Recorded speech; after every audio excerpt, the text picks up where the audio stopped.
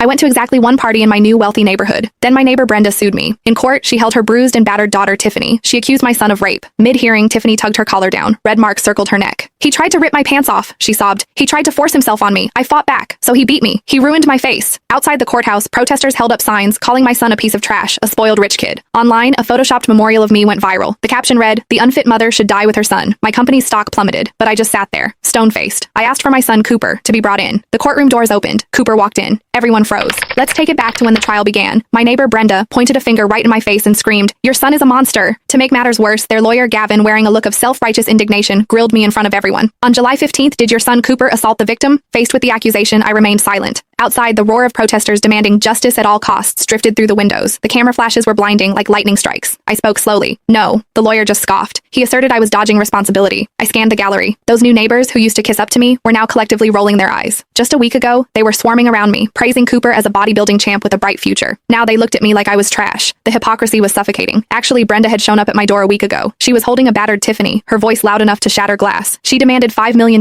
in settlement money right off the bat. She even threatened to see me in court if I didn't pay up, but I refused on the spot because I knew perfectly well that my son hadn't left the house that day. Suddenly, images of Tiffany's injuries flashed onto the courtroom's big screen. A neck brace, a cast, and scratches all over her face. Next came a grainy photo taken in the dark. In the photo, the back of a hulking man could be seen lunging at a girl on the ground. The jury gasped. The gallery erupted. Everyone was cursing, saying privileged rich kids were scum. Just then, my phone started buzzing like crazy. My company's stock price was plummeting. Expressionless, I placed my phone face down on the table. That only made the online backlash worse. The hashtag #Justice for Tiffany was trending off the charts. They called me cold-blooded, saying money made me think I was above everyone else. Gavin, the lawyer, looked smug, thinking he had this in the bag. Finally, Tiffany took the stand, trembling. She walked unsteadily, acting as if every step caused her immense pain. I had to admit, it was a convincing performance. She took a deep breath, eyes welling up with tears. I'll never forget those eyes. She choked out her accusation. They were filled with an animalistic rage. The tension in the room hit its peak. Just as the whole room was ready to condemn me, the courtroom doors slowly pushed open. Cooper walked in. But the moment they saw Cooper clearly, everyone froze. He looked at me like I was prey. Her words sent the room into a frenzy again. Meanwhile, my company's stock took another 5% hit. Yet, I didn't flinch. Seeing my attitude, Tiffany completely lost it. She shot up from her seat, pointing at me hysterically. "You only care about money. Your son ruined my dream of becoming a supermodel." Then, she started describing that nightmare in detail. She claimed Cooper charged out of the shadows like a beast, reeking of alcohol and displaying superhuman strength. She said he not only choked her but also attacked her wildly, biting like a wild animal. The jury was fuming, looking ready to convict right then and there. That's when I spoke up, my voice cold. "Hold on." Instantly, the courtroom went dead silent. I walked slowly toward her, my gaze sharp as a knife. "You say he bit you like an animal? But humans use their fists when they're angry. Only animals act on that kind of instinct." Hearing this, the opposing lawyer jumped to his feet, accusing me of victim shaming. I just let out a cold laugh and dropped a bombshell.